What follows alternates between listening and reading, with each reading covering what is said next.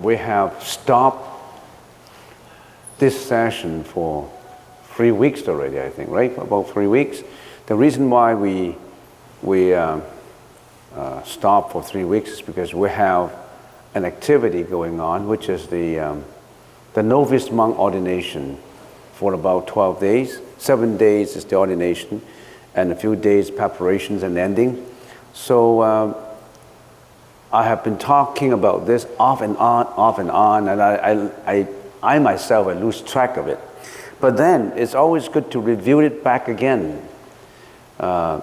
This is something that I always mention in my previous lectures, but consciousness only is only mentioned sporadically, so not all the time. I plan to do a detailed course in giving out information of the Yogacara school. So let's start from the very beginning again, and our purpose is to make sure that we really understand the Yogacara approach, the Yogacara school of Buddhism, which is one of the Mahayana school, which is absolutely important because this is the school that is very philosophical, academic in nature, and also it's very practical. It studies the psychology of consciousness, the psychology of the mind.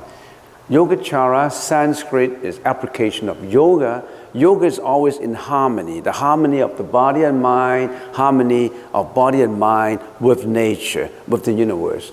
Also known as Vijnanavada. It's a Sanskrit word, the school that teaches knowing, the school that teaches knowing. Also known as Vijnanamatra. Vijnanamatra in Sanskrit word is consciousness only. 唯识学派. Also known as Chittamatra, mind only. Because consciousness is chitta, which is tainted, polluted, not the pure consciousness. This school of Mahayana Buddhism teaches that the reality we think, we perceive, have no reality in themselves. There is no real experience, neither is there any reality in what is being experienced. This is just a process of the mind. Of course, this is just a simple explanation on Yogacara. From now on, I will use the word Yogacara. It's the same as Vijnanavada, it's the same as Vijnanamatra, it's the same as Chittamatra, but I will be using Yogacara. I don't have to repeat all these words that are quite similar. This school concentrates on consciousness. What is it that knows? Who knows? What is it who knows? Is it the person? Is this a sentient being?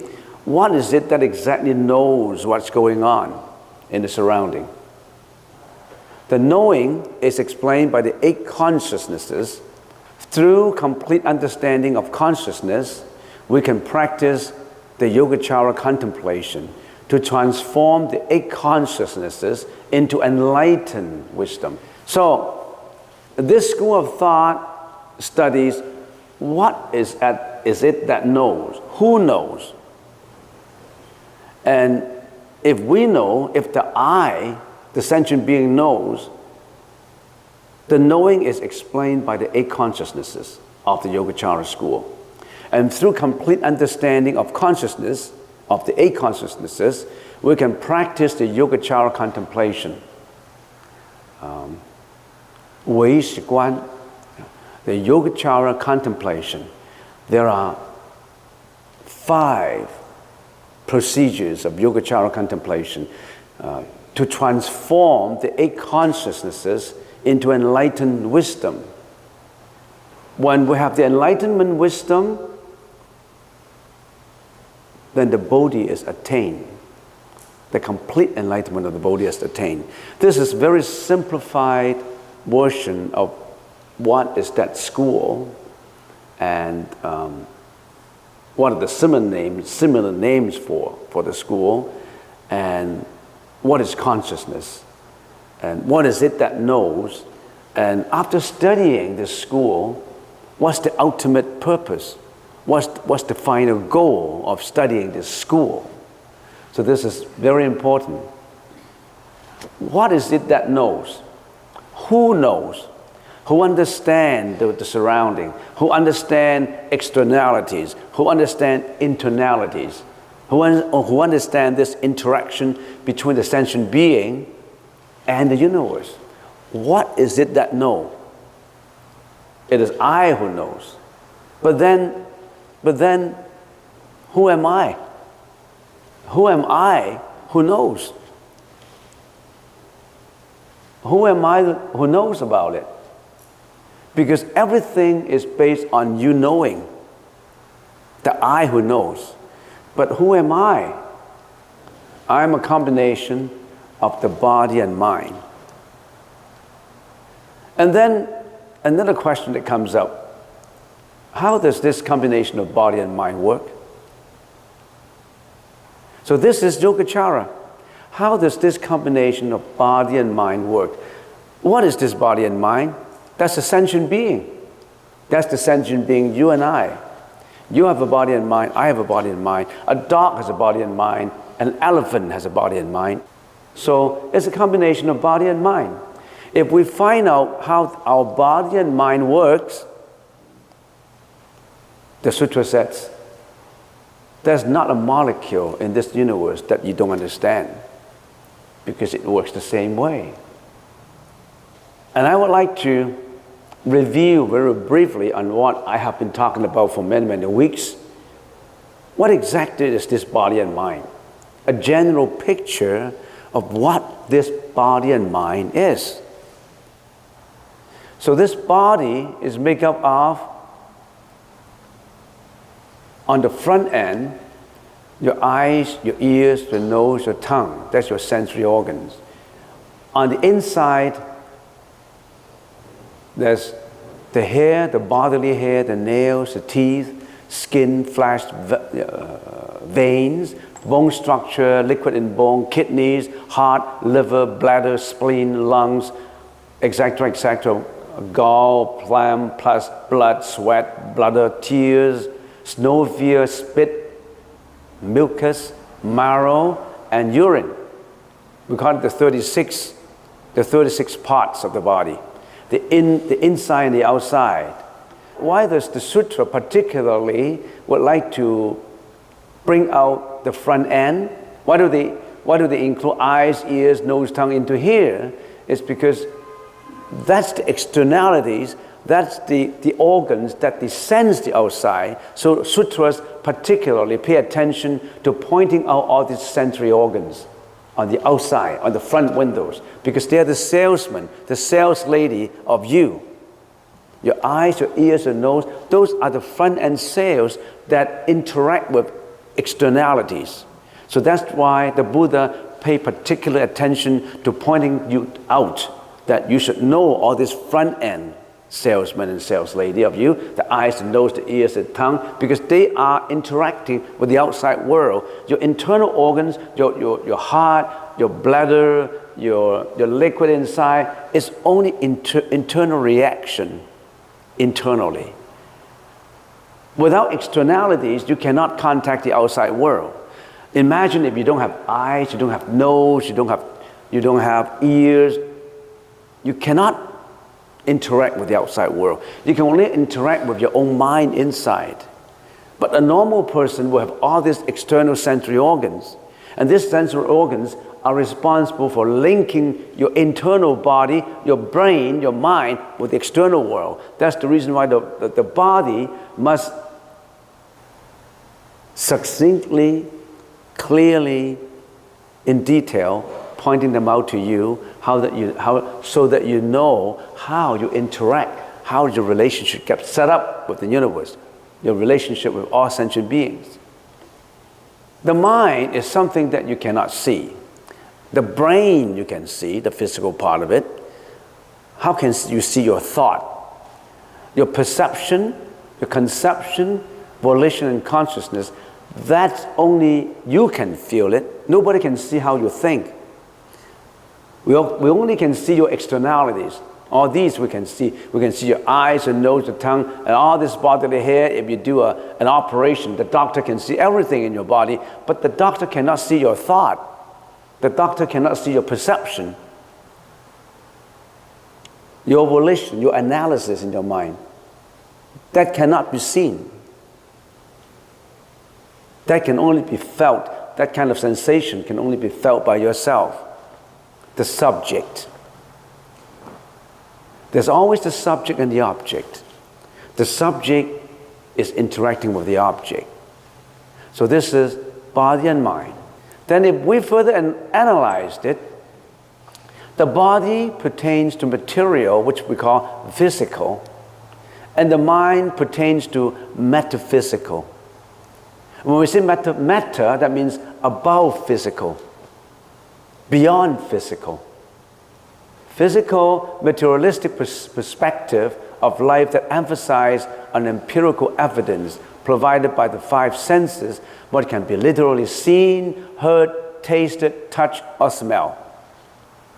You have empirical evidence to support the physical part of you, of I. And the metaphysical part is the spiritual part, spiritual perspective that goes beyond what is perceptible to the senses. It concerns the nature of the mind and its relationship to existence, time, and space. So if you want to know Buddhism, you really have to start from scratch in knowing who you are. Not just say, Buddha is my God, I just believe in God and that's it. The Buddha said no. You have to understand your relationship with the universe, your relationship among yourself. You have to give questions. You have to question what is surrounding you so that you know exactly how to emancipate yourself from the bondage of the body and mind. We live in a bondage of body and mind. In other words, we live in our own prison of body and mind, yet we don't know about it. Every individual's prison becomes a comfort zone for that individual. And he's been living in it and he does not know anything about the outside world until you are told that you should analyze what is outside. Buddhism is exactly doing that, analyzing you as a sentient being, how you know the universe and your relationship with others. Understand how you've been going through this samsara of life and death. How do you go beyond life and death? Get out from the samsara. Get out from this bondage of body and mind. We're so comfortable in our bondage that we don't even know that we're in suffering. That bondage is intrinsic in suffering. This is a world of suffering. Of course, we have temporary pleasure in the suffering, but ultimately, life is suffering. How can you say that life is not suffering if you have to go through aging, sickness, and death? Do you want to go beyond sickness, beyond aging, and beyond death? You have to go beyond that bondage of body and mind. I remember when I studied the history of Europe, there was a philosopher. He said, people told me we're living in a free world, but I can see people in chains everywhere. You don't see those chains. You think you're free. You're looking for democracy. You think you're free. Even if you have democracy, you're not free. You're not free from that bondage internally. So I see people everywhere looking for democracy, looking for freedom, but I can see everybody's in chain. Why did he see that way? Because we have that bondage inside. And we've been looking at outside. How can we achieve by looking outside? We have to look at inside first to make that achievement. So this is something basic that we really have to understand if we want to study Buddhism. It's not about blessings from Buddha. Oh, Buddha, give me the blessings of longevity. Give me the blessings of what I want. I want this, I want that. I want peace of mind. Buddha, please give me peace of mind. You are living in the bondage of acquisition. You always want to acquire more and more and more. You're living in the world of desire. You always want to desire more and more.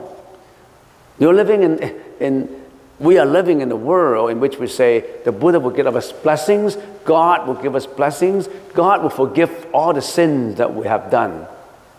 And Buddha will emancipate us from this world of sins. You have to get it out yourself. Nobody can pull you out. You have to walk out from that prison. Nobody can. If Buddha can just take you out from prison, he already have done so. You don't have to ask. Buddha is so merciful, God is so merciful that if any prisoner is in prison, and if he has the power to take you out from prison, he would have done it without you asking. Why do you have to ask, God, get me out from prison? No, you don't have to. You don't have to ask mom.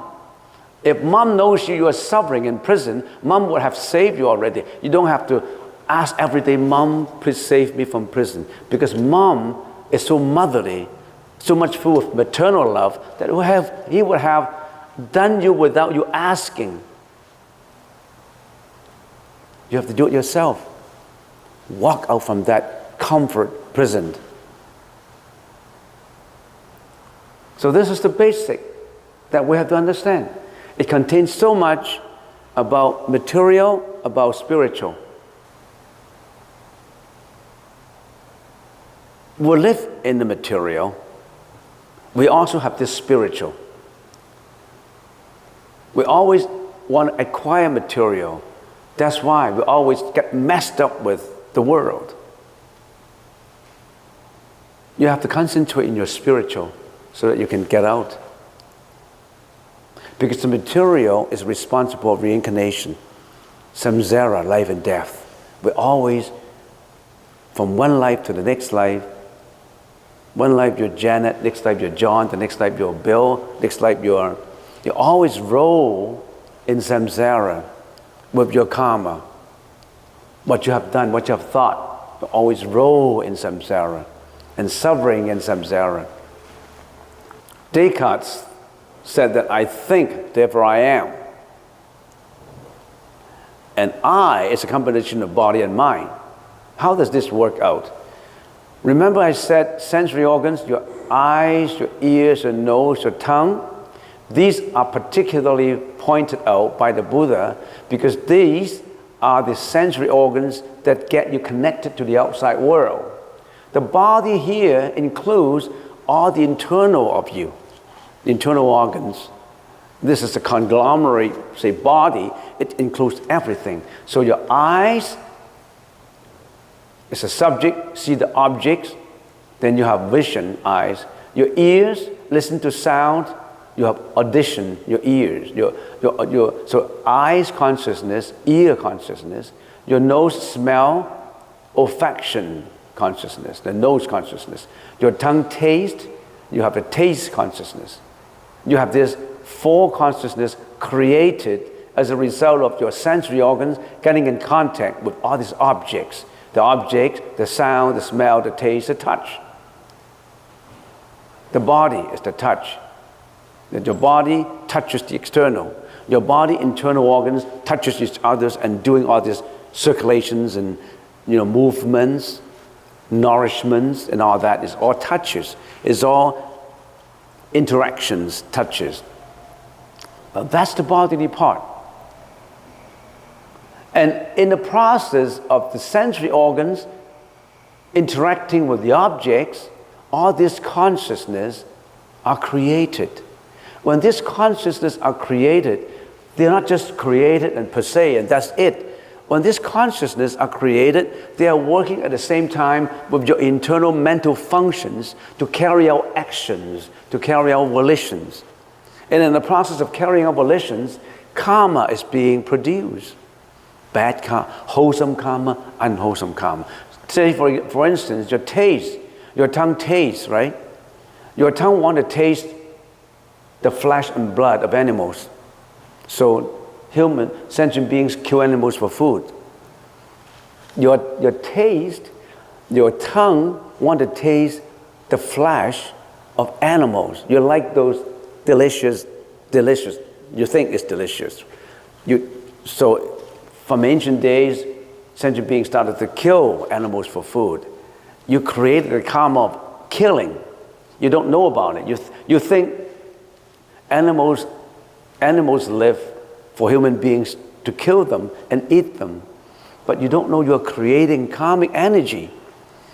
You committed the act of killing.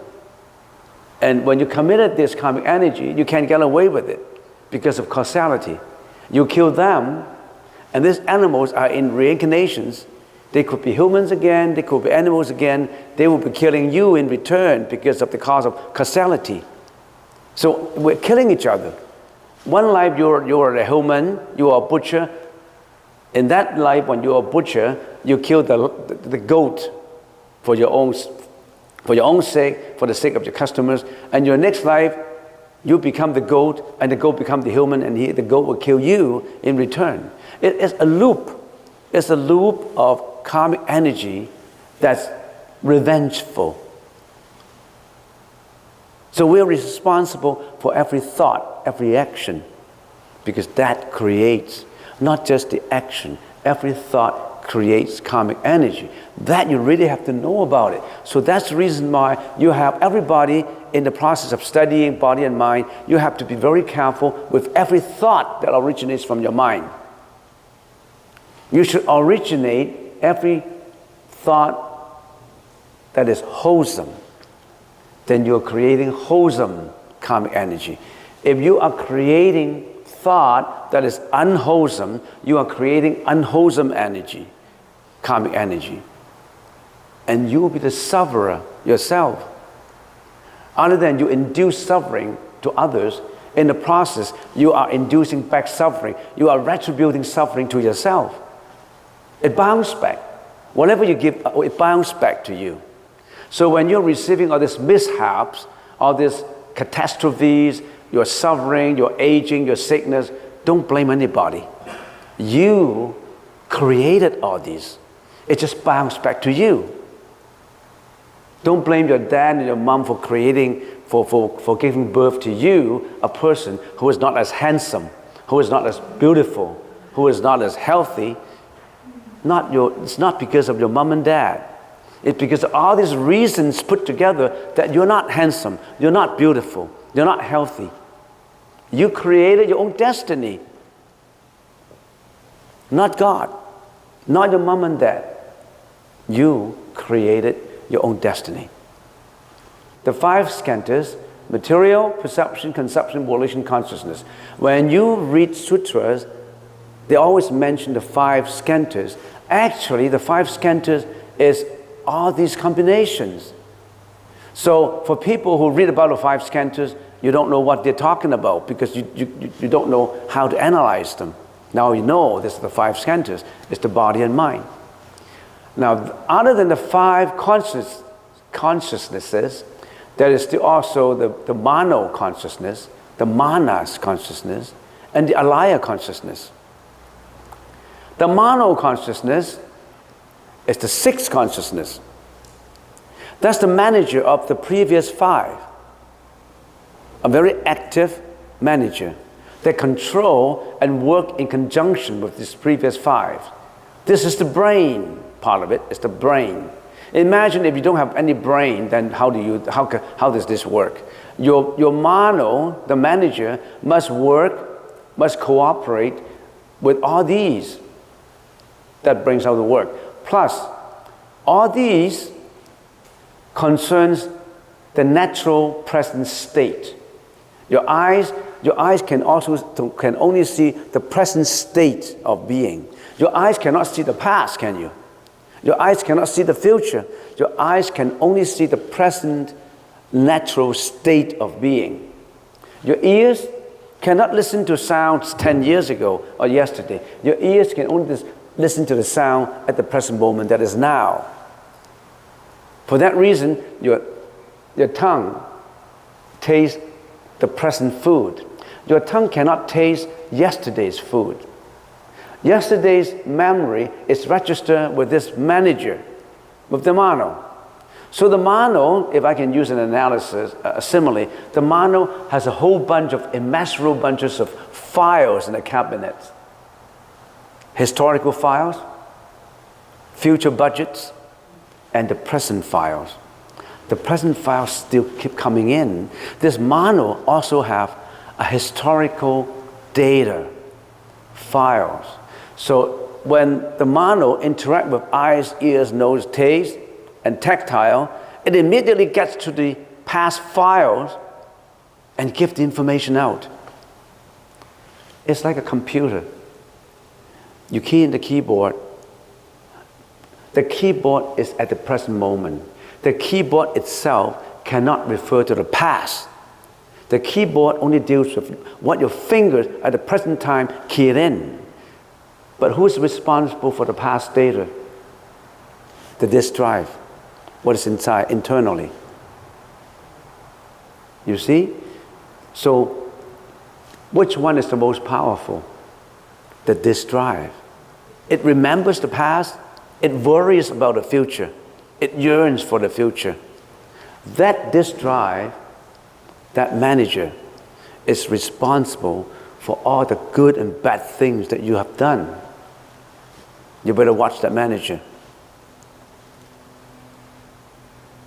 He's pulling you down. He's getting you into trouble. He's getting you down to hell. He's getting you down to all reincarnations. He's getting you down to become an animal, to become a ghost. He's also getting you up to heaven. It depends on how you use that manager. It depends on how you train that manager.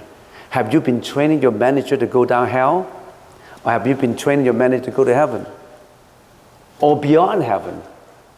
Heaven is not the ultimate place to go. Heaven is a happy place. It's a place of happiness. But once the happiness is all used up because of karmic energy, you still have to go down to reincarnation. That is just a transient place that is extremely happy. But the Buddha said, you really have to go beyond heaven. Heaven is still material. You have to go beyond material. That's what we call nirvana. That's what we call sammasambuddhi. I don't know what other terms you use for it. It's just a term. That's what we call Buddhahood. It's just a term. And some people would like to call that Buddhahood God. Feel free what you want to say it. It's just a word. Why do you attach to the word? This is the Buddha word. This is the God word. So this is the manager that we really have to know about it. You're not in control of your manager. You let your company go wild. You're the director. You don't care about your own company. You just let the manager do what he wants to do. You're the director. And as time goes on, you know that you are both the director and the manager. You're not distinct from the manager. You are one. You're conglomerated one. Just for the sake of convenience, I tell you that manager is not you, but you actually, you director, you are that manager. And you are not just that manager. You are your eyes, your ears, your nose, your taste, your tongue. You are one and the same thing. The Buddha wants us to study ourselves in detail. That's what we call Yogacara. That's what we call Vajnanavada. That's what we call Vajnanavada. And then, okay, you say, okay, we have a mano, and how about this manas? The manas is our ego. That's the director. Every company has directors.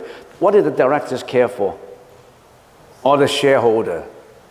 The shareholder only cares for the profit, for their own purpose. They don't care about customers. What do I know about customers? I only want to know the return on my shares. How much I make from my money. Ego. My ego, enhancement of my ego. You have that ego. You are also the shareholder. You are the shareholder. You are the manager. You are the salesman. You are the sales lady. You can't get away from them.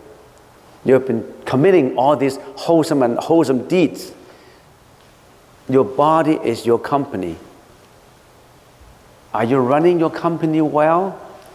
Are you running your company so efficiently that you're enlightened from it? Or you're running your company downhill? So that's manas consciousness. How about alaya consciousness? Alaya consciousness is the whole conglomerate at whole. Say your company is ABC company. ABC company is only a registered company with the registry. The registry ABC company. Assuming that the registry does not have any record, does that mean that your company does not exist? In the ancient days, there's no such thing as a registry. You still have that existence as a company. It does not matter whether you have words for the company. That existence store all your karmic energy. That existence is responsible for creating all this karmic energy. That existence is invisible. What is invisible are only the forms. That existence includes morality. Can you see morality? You can't see morality. Morality is a performance based on a moral concept of immoral or of wholesome, unwholesome, neutral. You really can't see how wholesome it is. It's wholesome, but how wholesome? Not everything can be explained by form. That's your alaya. When a person dies, all these will not exist for the present life. It all shrinks into the alaya. It's invisible. It's going through another round of reincarnation. Have you read the Tibetan Book of the Dead? The Tibetan Book of the Living? That alaya consciousness, after a person dies in the 49 days, have been roaming around. You can't see it. It's invisible. Looking for a chance to reincarnate, to go into the mom's womb. Here is a young man and a young woman. They're in love with each other. They have that sexual drive in them. And they bang. They get together to perform that performance that gets babies. And when that performance is done, it sparkles a light. And that alaya consciousness, when they see the light, in their previous life, they have connections, relationship with the man and the woman. They don't go without relationship. They must know each other before. And that alaya consciousness, seeing that light sparkling out, he's looking for light, the light of happiness, the light of sexual drive, the light of energy, and zoom, he swoops into that light. That light is actually the mom's womb. Boom! He's got to be the baby. And he will be born again. That's the future Janet, or Tom, or Bill, whoever you want to call it. Why did he get into that dad and mom's baby? Dad and mom's body? They know each other before. They all related before. They have unfinished love, unfinished debt, unfinished business. That's why they group together. Some alaya consciousness zoom into there. They want debts to be repaid. These two individuals owe them something. So it becomes Janet He wants to get the mom and dad's money because they owe them the money, owe her the money. And some go into the moms to repay. They love the mom and dad because they want to repay their love. Some wants the love back because they were not treated properly in the previous life. So every relationship is different. Why do you love your daughter more than your son, or vice versa? Everybody has unfinished business, unfinished debts to pay. So these are the 8 consciousnesses. The 8 consciousnesses. In the next lecture, in the future lectures to go, I will analyze every one of these in detail. How does your eye consciousness get created? When your sensory organs get in contact with object, how is that consciousness created? How come you attach? How come you carry out wholesome actions, unwholesome actions? By analyzing that, you know how to get to enlightenment. You know how to transform your consciousness into enlightened wisdom. That's what the Buddha wants us to do. He wants us to understand consciousness so that we can transform the consciousness which is polluted, tainted, into enlightened wisdom so that we can get out from suffering. And this is going to be an advanced lecture. To some beginners, you may not be interested. But we have been talking about beginner's course for a long time. This is something that we want to enter into. This is something that if you train yourself to know, you can propagate the Dharma well. Because this is all logic. If you don't know logic, you probably cannot follow what I'm going to say. If you haven't taken any course in logic, it's a little difficult, but don't underestimate yourself. You have been applying logic every day. The day that you're not applying logic could be the day that you have made some unwholesome deeds and you don't realize it. So you have to know a little bit of logic. You have to know a little bit of probabilities. Because in the world, there's so many things that you don't know the outcome. You can only use logic to lay out the probabilities of what this argument is. So you have to study the law of probabilities. And this whole world is a world of probabilities. What is the probability when you go out there, you meet someone that you know? There is.